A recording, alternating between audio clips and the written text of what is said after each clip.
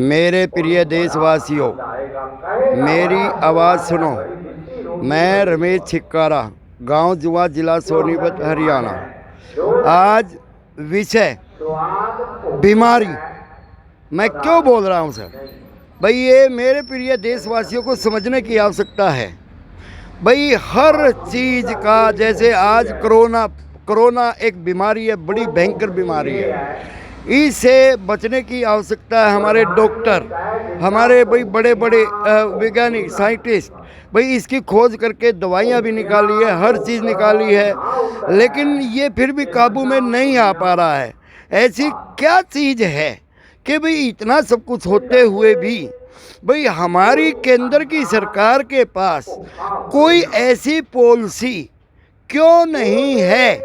क्योंकि एक आम जीविका, इस देश की इस जीविका पे प्रतिबंध क्यों? एक बीमारी के कारण। भाई ये बीमारी क्या मेरी केंद्रीय सरकार को पता नहीं लगा? आज पूरा भाई 1 साल कुछ महीने होने जा रहे हैं कोरोना को। ये भाई 2020 में स्टार्टिंग में शुरू हुआ, बल्कि कोविड-19 2019 ये लगा लो, 19 से लेके और अब 21 लग रहा है। तो मेरी भाई केंद्र सरकार के ऊपर एक प्रश्न चिन्ह आता है। भाई आप लोग भाई इलेक्शन में बिजी होकर के भाई एक सत्ता पाने के उसमें चक्रव्यूह में आम लोगों की जिंदगियों को दांव पर क्यों लगाया जा रहा है? भाई क्या आपके पास ऐसी पॉलिसी क्यों नहीं थी? भाई 28 सूबों के मुख्यमंत्रियों को एकत्रित करके आपने लॉकडाउन लगवाया। इस देश के हर नागरिक ने लॉकडाउन का पालन किया। आपने बोला 21 दिन की बजाय 90 दिन आपके अनुसार, सेंट्रल गवर्नमेंट के कहे के अनुसार इस देश के हर नागरिक ने प्रोटोकॉल का पालन किया। प्रोटोकॉल मैं क्यों कह रहा हूँ? अगर किसी भी देश का आउट ऑफ कंट्री का नुमाइंदा हमारी कंट्री में आता है तो सर आप प्रोटोकॉल तोड़ते हुए एक स्वागत करने के लिए आगे बढ़ते हैं। अगर इस देश का कोई भी सीएम अगर एक प्रोटोकॉल तोड़ते हुए आपको ये कह रहा है भाई इस देश को क्षेत्र वाइज ना बढ़ाते हुए पूरी कंट्री को एक नज़र से, जैसे कि अर्जुन ने एक आँख का निशाना साधा था, मेरा निशाना कहाँ है? एक आँख। तो आप केंद्र सरकार को क्या ये कोरोना एक आँख नज़र नहीं आ रही है? ये बताइए केंद्र सरकार। अगर कोई आपसे भाई कोई सलाह मशवरा दे भी रहा है, भाई आप जी ऐसे लागू किए, भाई ये मापदंड ऐसा नहीं होना चाहिए, भाई केंद्र सरकार के लिए अलग मापदंड हो, कि भाई स्टेट सरकार के लिए अलग मापदंड हो, तो ऐसा मापदंड, दोहरा मापदंड कम से कम केंद्र सरकार को इस बारे में बिल्कुल समझना चाहिए और बिल्कुल उनकी बातों की तवज्जो देनी चाहिए। मैं ये नहीं कह रहा कोई भी मुख्यमंत्री अगर राष्ट्र हित में बात न करते हुए, अगर कोई भाई राष्ट्र की पर्सनल जो अपनी होती है वही कमेटी स्टैंडिंग, भाई कोई भी पर्सनल मीटिंग होती है, अगर कोई नेशनल इशू है, अगर कोई इंटरनेशनल इशू है, अगर उसके उपरांत उसका प्रोटोकॉल की पालना ना करते हुए अगर उसकी अवहेलना करता है तो सर बिल्कुल केंद्र सरकार का अधिकार बनता है उसको समझाना और बुझाना। लेकिन देश हित में, नेशनल हित में अगर कोई इशू उठाता है तो आप ये नहीं कह सकते आप प्रोटोकॉल की पालना नहीं कर रहे हैं। तो मेरा सेंट्रल गवर्नमेंट से और प्रिय प्राइम मिनिस्टर नरेंद्र मोदी जी से खासकर यह अपील है कि भाई देश को एक नज़र से आज आप कर क्या रहे हैं? हर आदमी की जीविका को ख़त्म किया जा रहा है। जीविका कैसे ख़त्म हो रही है? आज केंद्र सरकार पूरे इंटरनेशनल लेवल पे ये बता रही है कि भाई जो हमारे सरकारी कर्मचारी हैं, भाई हम 50% लोगों से ही सरकार चलाने में समर्थ है, यानी कि 50% लोगों की आवश्यकता नहीं है। आप ये बताना चाह रहे हैं पूरे इंटरनेशनल लेवल पर? भाई जहाँ 1 लाख आदमी सरकारी कर्मचारी है जो नौकरी करता है, उसका आप कह रहे हैं भी हम 50,000 में काम चला लेंगे। तो 50,000 जो कर्मचारी आपने घर पे रख दिए, वो क्या किस बात की तनख्वाह ले रहे हैं? आप क्या समझाना चाह रहे हैं देश में? क्या यही एक पॉलिसी है? नंबर 2, भाई कोई भी हमारा एक मजदूर भाई है, अगर अपने घर से मजदूरी करने के लिए निकलता है तो वो सोचता है भाई मैं अपने बच्चों की जीविका कैसे चलाऊं। तो सर आपने मजदूर के बारे में भाई क्या समझा? समरिक भाई आज आपने भाई इंडस्ट्रियल एरिया भाई एक प्रोटोकॉल के तहत कभी भी कहते भाई स्टेट इशू है, स्टेट इशू वाले बोलते नेशनल इशू है। ये इस देश की जनता को कृपा करके भ्रमित करने की कोशिश ना की जाए। मजदूरों को आज पलायन होना का मजबूर हो रहा है। एक हर चीज़ पे महंगाई, पहले अब दिसंबर में 900 ग्राम, एक छोटा उदाहरण, सिंपल उदाहरण देना चाह रहा हूँ सर, एक 900 ग्राम सरसों के ऑयल की कीमत 85 रुपये थी सर दिसंबर में। एज प्रोटोकॉल के तहत सेंट्रल गवर्नमेंट ये नहीं बता रही आप भाई पूंजीकरण को बढ़ावा देते देते कहाँ तक, किस प्लेटफार्म तक ले जाना चाह रहे हो? आम जीवन भाई दुश्वार कर चुका है। आज उसी 900 ग्राम की कीमत 160 रुपये हो चुकी है। तो सर आप बताएं भाई 75 रुपये आपने 4 महीने के अंदर बढ़ोतरी की। भाई कोई भी प्राइवेट प्लेयर है, भाई हमारे पास कोई ऐसी मतलब कोई भी पॉलिसी नहीं है कि भाई उसको ये पूछा जाए भाई आप किन मापदंडों के तहत ये बढ़ोतरी कर रहे हैं। रही किसानों की बात, अगर बढ़ोतरी हो रही है, अगर आज आपने एमएसपी जो रेट मिनिमम सपोर्ट प्राइस आपने तय किया हुआ है, अगर उसी रेट पे हरियाणा और पंजाब में ओनली खरीद किया जा रहा है तो ये आपकी आंदोलन की मजबूरी है। आंदोलन के कारण आप ये मजबूरी में खरीद रहे हैं। क्यों? भाई जो 26 स्टेट बकाया है उनमें आप एमएसपी पे खरीदारी क्यों नहीं कर रहे?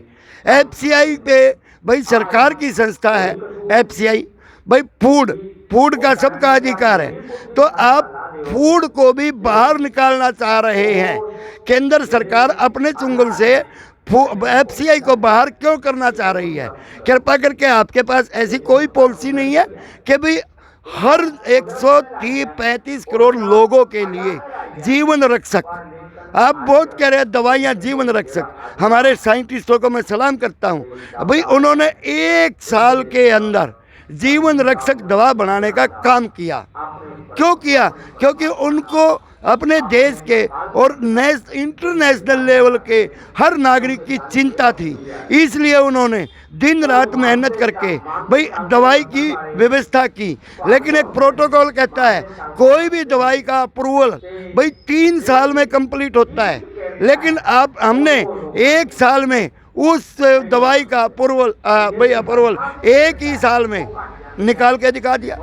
तो सर जब हमारे साइंटिस्ट इतने तगड़े हैं, अपनी खोज करने में सक्षम हैं, भाई हर चीज़ हर नागरिक इस देश का सक्षम है अपनी जीविका चलाने में, तो सर उस जीविका को आप बंद क्यों कर रहे हैं? नंबर 1, मैं मास्क के बारे में भी कहना चाह रहा हूँ सर, हम कार्बन डाइऑक्साइड छोड़ते हैं मुख से, हर प्राणी के मुख से कार्बन डाइऑक्साइड छोड़ी जाती है जो बाहर निकलती है, और ऑक्सीजन जो कुदरत की दी हुई चीज़ है, ऑक्सीजन लेने का हमारा खुला वातावरण में एक स्वच्छ हवा मिले, स्वच्छ ऑक्सीजन मिले। अगर हम मुख पे कपड़ा लगा देंगे तो सर आप बताएं, मेरे साइंटिस्ट भी हैं, बुद्धिजीवी भी हैं, चलो मेरी समझ में तो नहीं आ रहा, लेकिन एक से एक तगड़े साइंटिस्ट हैं। अगर जब वो जो हम हाइड्रोजन कार्बन डाइऑक्साइड हम छोड़ते हैं मुख से, तो वही मुंह पे कपड़ा लगाने पे क्या कार्बन डाइऑक्साइड हमारे अंदर नहीं रहेगी? ये इशू बताएं। और ये ऑक्सीजन हम कैसे लेंगे?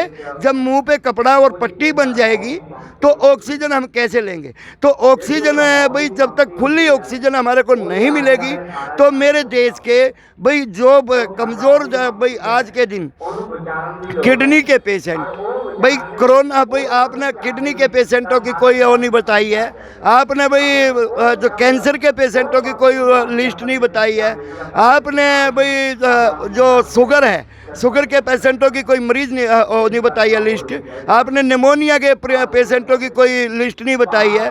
और इतनी बीमारियां हैं भाई, हर बीमारी से इंसान कहीं ना कहीं ग्रस्त होता है। तो वो सभी बीमारियां कहाँ गई, कहाँ गायब हो गई, एक चिड़िया की तरह फुर फुर। तो सर ऐसा क्यों हो रहा है? एक हर बीमारी को एक कोरोना के अंदर ही आप सीमित कर रहे हैं, ऐसा क्यों नहीं? आप ये बताएं भाई, शुगर से इतने पेशेंट हमारे डेथ हो चुकी है, भाई आप ये बताएं भाई, लीवर की इतनी कमी है, लीवर की वजह से इतने एक्सपायर हो चुके हैं। अलग अलग बीमारियों के अनुसार हमारे डॉक्टर क्यों नहीं बता रहे? क्या ये इस पे भी प्रश्न चिन्ह नहीं लगता क्या? तो मेरा नम्र निवेदन है सर, आप कृपा करके ऐसी पॉलिसी बनाए नेशनल लेवल पर, यानी कि एक आम नागरिक की जीविका बहुत ही जरूरी है। और रही किसानों की बात, आप एक कोरोना की आड़ में आप किसानों की सुन नहीं रहे हैं। क्यों नहीं सुन रहे हैं? क्या किसान इस देश का अन्नदाता नहीं है? क्या जवान जो किसान का बेटा है सीमाओं पर 24 घंटे पहरा देता है, अपने देश की सुरक्षा करता है, क्या आप जवानों के प्रति क्या रवैया रखते हैं? किसानों के प्रति क्या रवैया रखते हैं?